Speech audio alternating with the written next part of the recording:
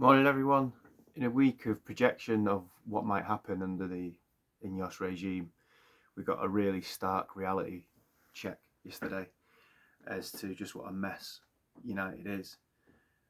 There's a few points I want to make.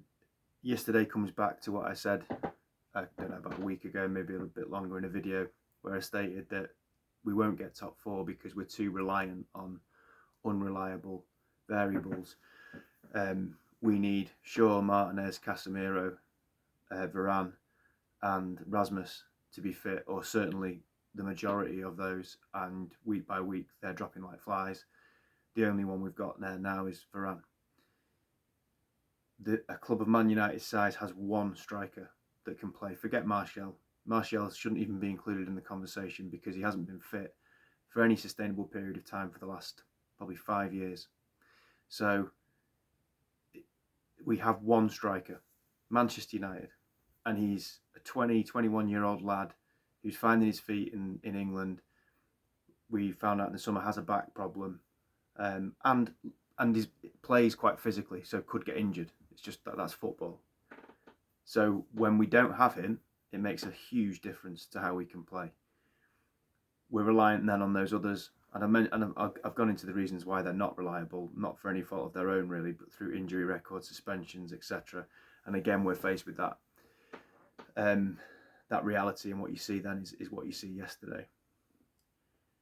I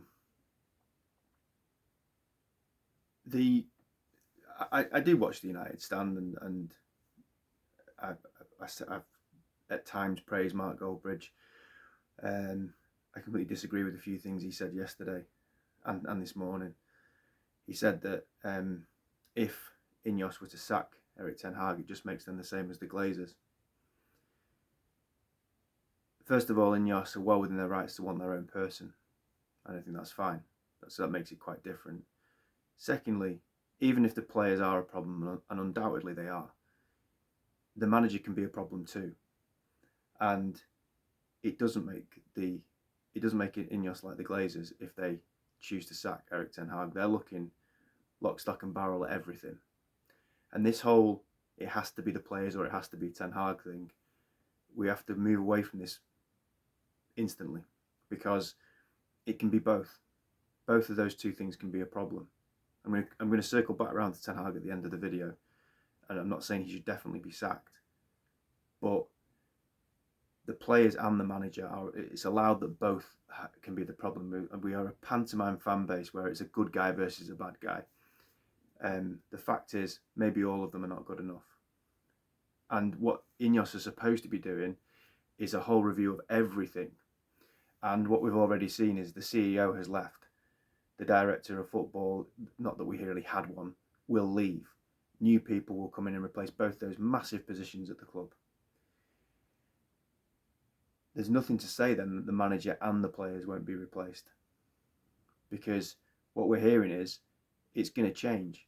We're going to have people at the top of the club, like the CEO and the director of football, making decisions on players. I think who we buy, who we keep,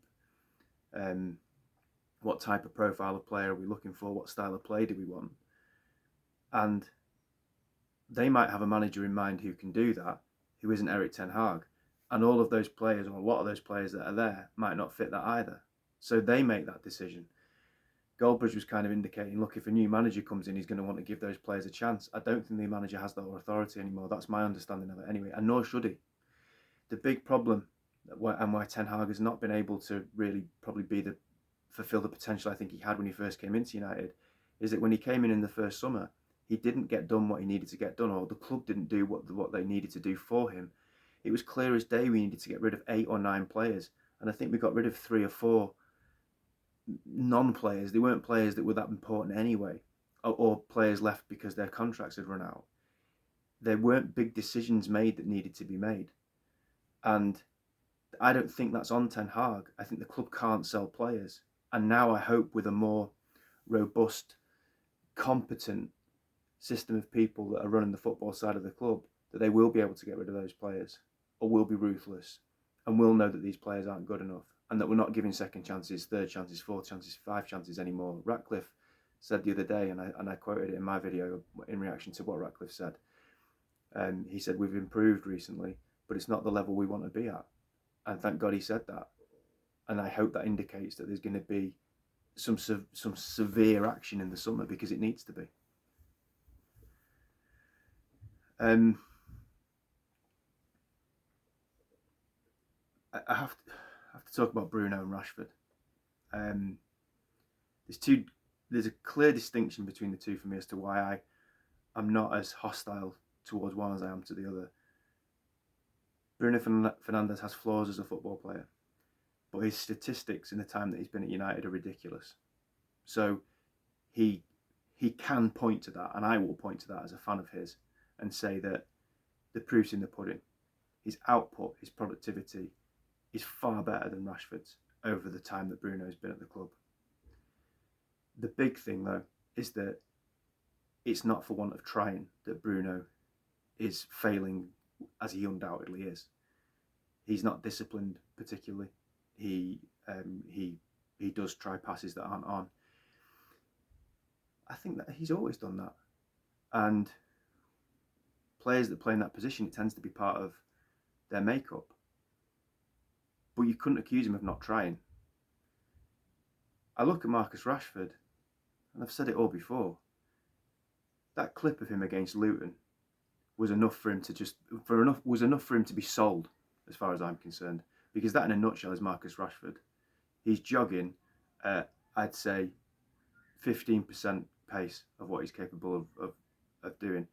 Now, okay, you're supposed to be pressing someone, so you're not going to be sprinting towards them. You're going to be jockeying them. But you just look at his body language. Ross Barkley was the player on the ball. That is a nut. In a nutshell, that is Marcus Rashford. Yesterday, blatantly ducking out of 50-50s, not jumping for balls, showing no interest whatsoever. How on earth is that person on more than £300,000 a week to give that? It's an insult to the fans that are paying the money that walk through the door. I ain't sugarcoating it. It's an absolute disgrace, and he shouldn't be at the club. And there is a very, very clear difference between him and Bruno Fernandes. Bruno Fernandes wants to win. He tries his best. He makes mistakes. Marcus Rashford is cheating Manchester United and the fans of Manchester United. He's a disgrace, and he should be sold. No arguments. And if PSG are looking for a player to replace Kylian Mbappe, first of all, I'm trying to say this with a straight face, because they'll get a huge shock if they get Marcus Rashford. But they're offering anywhere above £50 million. You snap your hand off at that. And if INEOS are who they say they are, in terms of, and they stand for what they say they stand for, it's not even a debate. Because he shouldn't be anywhere near that team based on goals scored, assists, chances created, chances he creates for himself. But more than anything else, even if you take away all that, and those stats will be poor, you just, as a football person, and I hope Eric Ten Hag is, and I hope some of the people that are watching, that are making the decisions as to what happens in the summer of football people, you get a sense of someone. He doesn't care. He doesn't want to be there. He doesn't want to try. And as I said, he's an insult to the shirt that he's wearing. So if they don't make that call straight away, my support for this project moving forward starts to flounder, and I become very cynical that then, yeah, maybe they are just another set of Glazers who want the commercial players that will bring in shirt sales and player FC.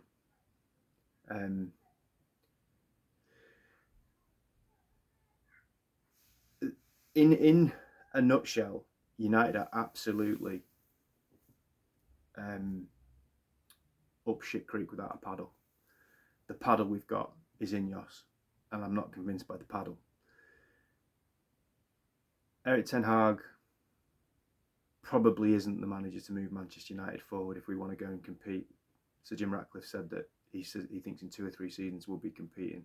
And what I mean by that is, and what I think he meant by that is that we're looking at trying to compete for Premier League titles. I don't think Ten Hag's the man to do that. However, who is? Who's out there? Nagelsmann? Graham Potter? Apparently in the bookies, according to the bookies, Graham Potter is the favourite to take over from Erik ten Hag. The fella from Sporting Lisbon, Amorim, don't know a lot about him. I know he's got a good reputation in the game. Locatelli, if I'm saying that right, Locatelli, probably not saying that right. Pategu, the Spanish guy, again, doesn't blow me away. And then I think 12-1 was Michael Carrick. The options are not plentiful. And if a manager isn't the right person, he's not the right person, you need to get rid of him. But you do need to replace him with someone who you think is going to do better. And I don't think any of those people that are out there fill me with any confidence. And Liverpool will struggle. Liverpool will be alright because they'll get Xabi Alonso, and Alonso is a in vogue manager at the moment, isn't he? Because he's doing so well at Leverkusen. But that's a unique situation with a particular club, with a particular set of players, a particular fan base, a particular culture that he's obviously fits in very well with in a 2 or 3 team league, and he's doing brilliantly well.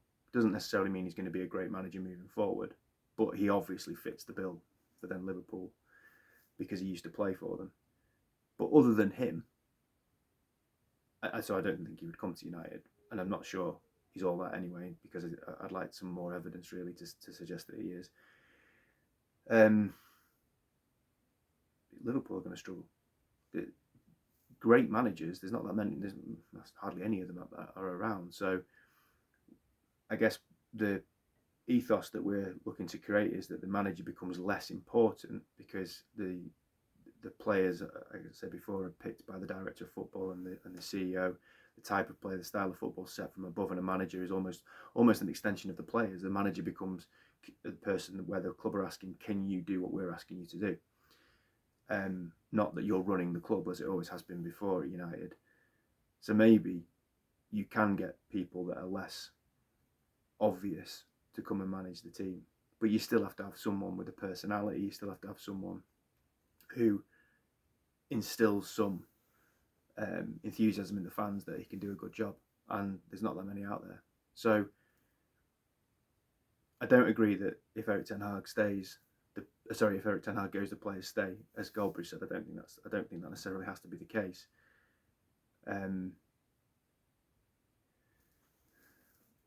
But my reason for keeping him would be I don't look around and see anybody else. He's got to be braver. This talk of player power, this talk of if he subbed Rashford and Bruno yesterday, that the players would see their arse because Bruno and Rashford are popular, they're influential within the dressing room, and that players potentially would then down tools. And sorry, how is that not happening anyway? You know, we're not exactly pulling up trees when Bruno and Rashford are on the pitch. So the way to tackle player power, maybe I'm old school, is to say, I ain't giving you any power, mate. So Marcus, Bruno, you're coming off. If you've got a problem with that, you won't be starting next week either, and I'll bring one of the kids in. No worries. I'll bring someone in who is hungry. The fans would back that 100%. The fans would stand up and cheer Erik ten Hag's name if you did that. So you can placate and enable player power, or you can dismiss it out of hand. So I'm not having that. I'm not having the player power as an excuse for him not making subs. If we were winning but not playing well as we were in the last 4 games, and he's not subbing those players, I can kind of get that because he doesn't want to start dropping points. But yesterday was absolutely rank as a performance.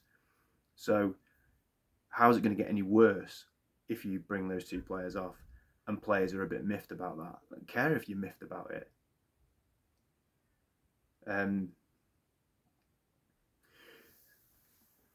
This isn't reactionary. This is stuff I've said for the last few years. I've been doing this channel for 9 months. I've been saying it the whole time I've been doing it. Just look at any of my videos. This isn't reactionary because we got beat by Fulham. I can see the bigger picture. I can see that 4 wins in a row don't cover any cracks for me. This club is in an absolute mess, and it will take a complete gutting of the playing squad, and I don't know if INEOS have the bollocks to do that, but that's what needs to happen, and the manager might be part of that if they can come up with an alternative that can come in and do better. I know where I'm look in terms of the actual responsibility for all this. It's the same people that are the reason I started this channel, the scumbags that have ruined our football club. They're accountable for it, and they're responsible for it. They're not accountable for it, but they're responsible for it. Just like this, they're responsible for the rotting of our stadium, and the need now to spend £2 billion on it. There's also a need now probably to spend £1 billion on the squad, even though they've already spent £1 billion so badly. Glazers out.